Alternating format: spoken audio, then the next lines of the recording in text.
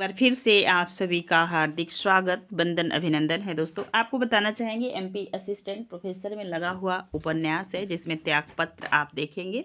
इसके बाद गोदान है और बहुत प्रसिद्ध उपन्यास लगा हुआ है आपका रेडू का मैला आंचल। तो आज हम एमपी असिस्टेंट के प्रोग्राम जो है पाठ्यक्रम में लगा हुआ गोदान उपन्यास मुंशी प्रेमचंद का सार और सारांश ही देखेंगे और कुछ इनके उपन्यास देखेंगे जिनका क्रम से भी कभी कभी प्रश्न पूछा जाता है, खासकर यूजीसी में। सबसे पहले हम देखेंगे गोदान, कौन से राइटर या समीक्षक गोदान के बारे में क्या कहे हैं। सब कुछ हमने लिया है, जो अब तक पूछे हुए प्रश्न हैं, पात्र भी लिए हैं। इसके बाद सबसे पहले आइए देखते हैं हम गोदान से संबंधित कुछ विशेष तत्व। इसके बाद हम समीक्षा पे आएंगे।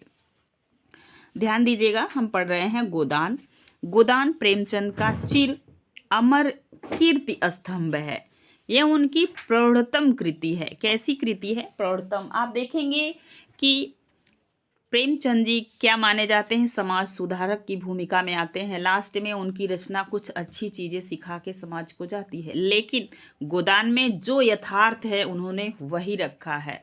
यथार्थवादी लेखक हो जाते हैं। 1936 में इनकी एक कहानी आती है कफन। कफन जो रहता है वही दिखाते हैं समाज को। वैसे ही गोदान में आपको सब कुछ देखने के लिए मिलेगा। ध्यान दीजिए, गोदान प्रेमचंद का संपूर्ण, देख रहे हैं, प्रेमचंद का संपूर्ण जीवन अनुभव सिमट कर केंद्रीभूत हो गया है।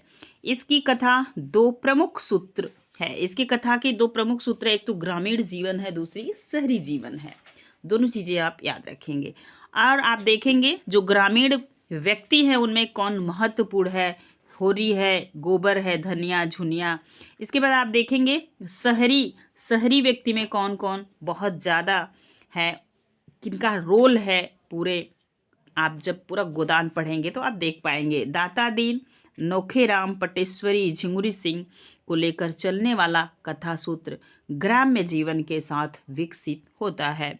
नगरी जीवन को लेकर चलने वाला दूसरा कथा जब आप देखेंगे कथा सूत्र है, इसमें पंडित ओमकारनाथ, याद रखेंगे यह संपादक है, मिलाने के लिए प्रश्न आता है। श्याम बिहारी तनखा बीमा कंपनी के दलाल हैं। मिस्टर खन्ना कई बार पूछा गया है, उद्योगपति है। और मिस्टर मेहता दर्शन शास्त्र के अध्यापक है। और मिस्टर मिर्जा जूते के दुकान है। और मिस्टर मालती लेडी डॉक्टर हैं। पर ये इतने जो है कि शहरी पात्र के प्रमुख पात्र हैं, जिसे प्रधान पात्र आप कह सकते हैं। आगे देखेंगे, दोनों कथा सूत्रों को जोड़ने वाले इलाके के जमींदार राय साहब है, अमरपाल सिंह। राय साहब का ही दूसरा नाम है अमरपाल सिंह।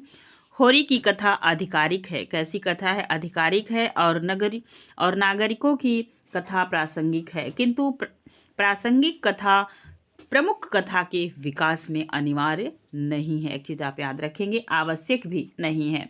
इसकी उपादेयता ग्रामीण जीवन और नगरीय जीवन की विषमता प्रत्यक्ष करने में ही है। होरी उपन्यास का नायक है। क्या है? होरी उपन्यास का नायक है। वह किसानों का प्रतिनिधि है। धर्म के ठेकेदारों, छोटे बड़े महाजनों और जमींदारों के जाल में उलझा हुआ मर्यादावादी किसान घिसते घिसते मजदूर हो जाता है और पिसते पिसते 100। कई बार यहाँ इतना कोटेशन पूछा गया है किस उपन्यास का है। आगे देखेंगे, संक्षेप में यही उसका जीवन है।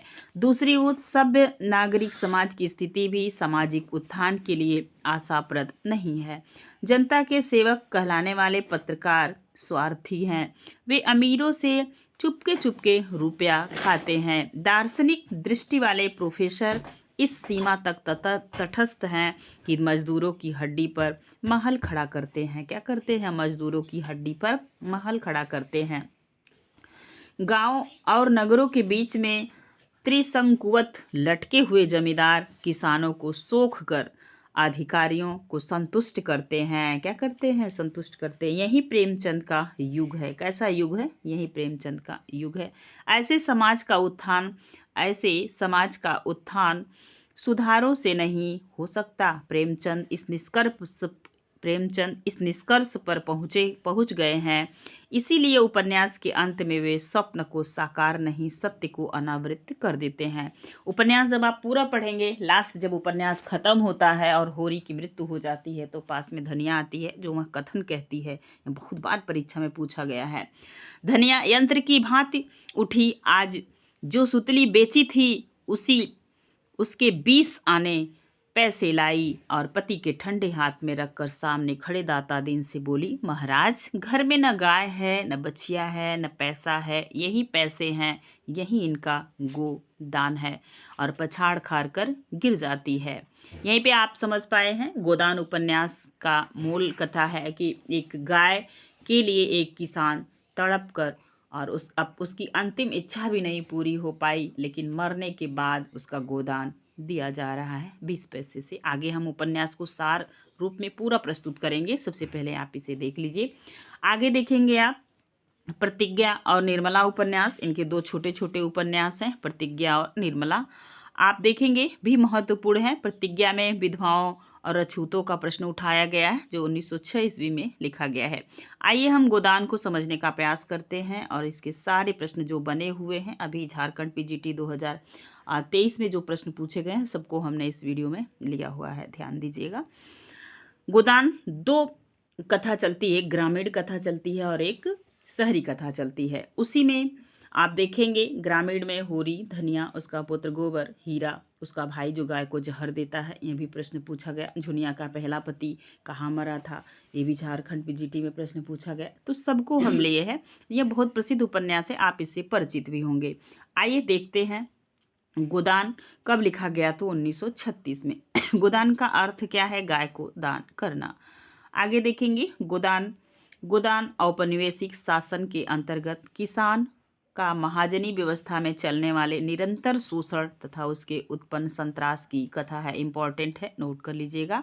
गोदान का नायक होरी एक किसान है जो किसान वर्ग के प्रतिनिधि के तौर पर मौजूद है। आजीवन संघर्ष के बावजूद उसकी एक गाय की आकांक्षा पूर्ण नहीं हो पाती है। गोदान उपन्यास में प्रमुख नारी पात्र धनिया, झुनिया, पुनिया, रूपा, सिलिया, सहुआइन, सोना, मालती, गोविंदी और सरोज। वही मालती मेहता की जो कहानी आप देखेंगे बीच में आती है गोदान में, मालती की ही बहन है कौन, ये सरोज। ठीक है, गोदान उपन्यास में ये प्रमुख पात्र हैं। आगे देखेंगे कृषक जीवन की त्रासदी को दर्शाया गया है। क्या किया है, कृषक जीवन की त्रासदी को दर्शाया गया है। होरी उपन्यास का नायक है। होरी के 2 भाई हैं, हीरा और शोभा। एक प्रश्न और पूछा गया था कि गोबर लखनऊ भागकर गया था। जब गोबर प्रगतिशील युवक है और वह किसानी छोड़ना चाहता है और उसे बार बार होरी मना करता है, लेकिन वह एक दिन घर से निकलता है और जब वह लाता है झुनिया को लाता है और उससे प्रेम विवाह करके लाता है, वह प्रेग्नेंट होती है। उसके बाद घर आता है और उसकी हिम्मत नहीं बढ़ती है कि वह अपने घर में प्रवेश कर जाए। वह झुनिया को घर में भेज देता है और घर के पीछे सुनता है कि उसके माँ बाप का रिएक्शन क्या है। उसके बाद जब धनिया पहले तो चिल्लाती है, कुछ गाली देती है, फिर होरी सोया रहता है मटर के खेत में और फिर जाती है उसके बाद, लेकिन वही धनिया जो उत्तेजित होती है शांति से होरी को भी समझाती, जब होरी गर्म हो जाता है कि नहीं इसको घर से निकाल दो, समाज क्या कहेगा, हमारे गांव के लोग क्या कहेंगे, हम किसी विधवा स्त्री को अपने घर में शरण देंगे। तो धनिया समझाती है और समझा बुझा कर झुनिया को घर में रखती है। फिर उसको एक पुत्र होता है।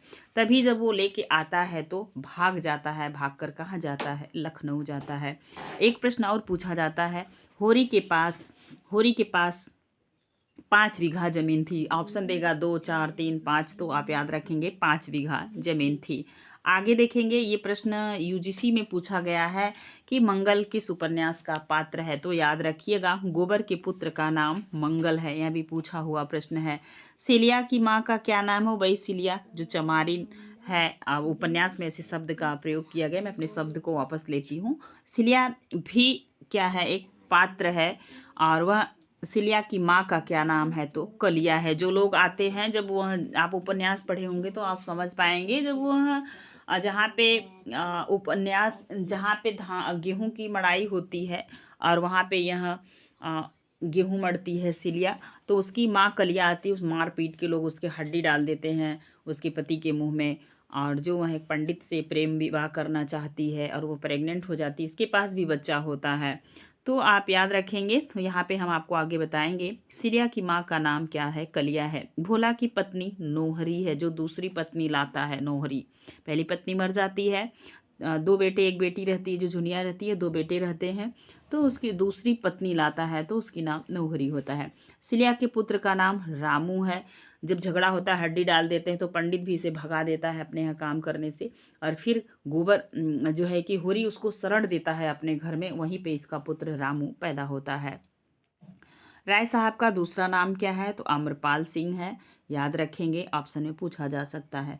गोदान की रचना करने में प्रेमचंद जी को कितने वर्ष लगे थे, तो 4 वर्ष लगे थे। गोदान उपन्यास में टोटल कितने पात्र हैं, 84 हैं। और यह किसके द्वारा कहा गया है, तो सबको पता है कि उपन्यास सम्राट कहे जाते हैं प्रेमचंद, और उपन्यास की समीक्षा करने वाले आलोचक हैं गोपाल राय। कभी भी उपन्यास से कोई प्रश्न रहे तो आप गोपाल राय पर क्लिक कर सकते हैं।